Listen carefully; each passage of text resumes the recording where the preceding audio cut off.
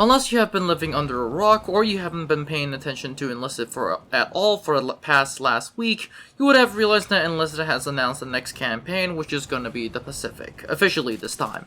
Although people like me have been waiting for the Pacific for a long time, I actually have some fears about the Pacific campaign. Like in my previous fears about the Pacific, this video is going to add to some of that. That said, without further ado, let's get started, but before we do, this video has been made possible through the friends at Discord, meaning that if you haven't liked, subscribed, or joined the Discord, I highly suggest that you do, and let's get started. Like with all campaigns, the Pacific campaign is going to be a grind. Like with all campaigns, such as Normandy, Berlin, Moscow, and Tunisia, the Pacific is going to be a grind around 25 and now 26, which has been confirmed, with eventually 30 plus levels. However, the main issue is actually not going to be the grind, but the progression experience.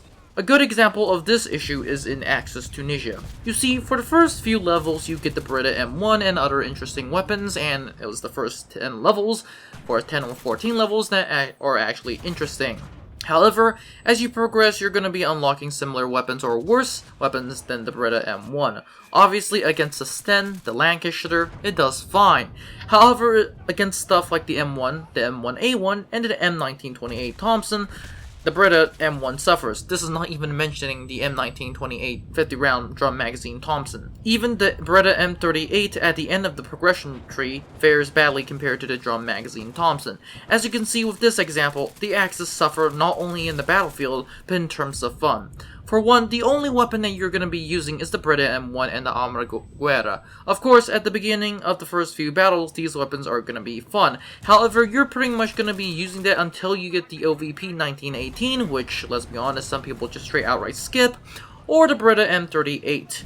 Coupled with the fact that you'll be facing Thompsons and even better Thompsons, the grind for Axis Tunisia is hell. This can also happen to the Pacific for both sides. For one, the Pacific campaign can be interesting perhaps for a few months of the release. However, after that point, what happens? If you finish the campaign, then you'll probably move on. However, if you haven't, you'll still be playing the campaign. However, my question, and one of the biggest questions for this video, and one of the biggest questions for the game, Enlisted in general, is it fun? To be exact, is the grind or the battles after the grind gonna be boring? Like with my Axis Tunisia example, the Pacific can be very boring after the grind after the first 100 matches. What's worse is that the later levels will get harder to unlock, and looking at the current progression, it's not unfair to say that some of those weapons are going to be useless, but a lot of people might say that some of those weapons are going to be very, very useful, which I do agree in most cases. Therefore, my question still remains, will the Pacific ever get boring? Obviously, I'm not talking about once it gets released, or within the first months, but when you start playing 100 battles, 200 battles, or even 300 battles, will the Pacific start feeling boring then? Of course, Enlisted could add stuff like new amphibious tanks, a new unique faction, which is literally going to be coming in the Pacific since it's the Pacific. Come on, guys. Like, it's the new faction. However, it's only going to be a matter of time when these aspects are going to get boring. Now, you might be wondering, how can the Pacific be fun? Well, looking at the releases from the Pacific and looking at the stuff like that right now, I guess the Pacific has a pretty good balance of unique stuff and unique weapons, which I am actually looking forward to. However, that is only half the issue. For one, a lot of people that I've talked to are going to be playing as the Japanese, and for obvious reasons, I don't blame them. For one, the Japanese and the Americans, looking at the progression tree, are going to be quite balanced. Both sides have their own respective fields, of which the Japanese are at speed, once again, for my news video, and the Americans are going to be having firepower, once again, this is what I said in my news video.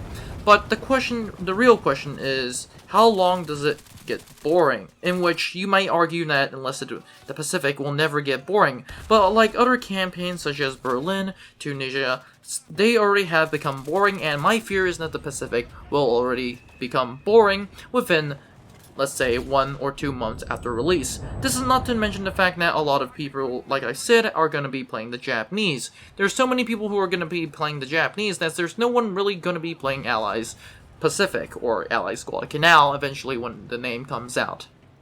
Obviously, this is going to be somewhat like Allies Tunisia, in which everyone's just going to play the Allies, and no one, or almost no one, plays Axis Tunisia. In this sense, we're just going to be killing bots. But that said, what do you guys think of the Pacific? Do you think it will ever become boring? Do you guys think that Enlisted should make other stuff that will add the Pacific or make the Pacific even boring? Comment in this video down below. And that said, this is the end of the video. Don't forget to like, subscribe, and join the Discord, and I'll see you in the next one. Now before you leave, I would like to thank you very much for watching this video. I would be honored if you could like and subscribe to the channel. Remember, more videos are coming out, so it is a good idea to click on that notification button. Anyways, have a great day, and I'll see you in the next one.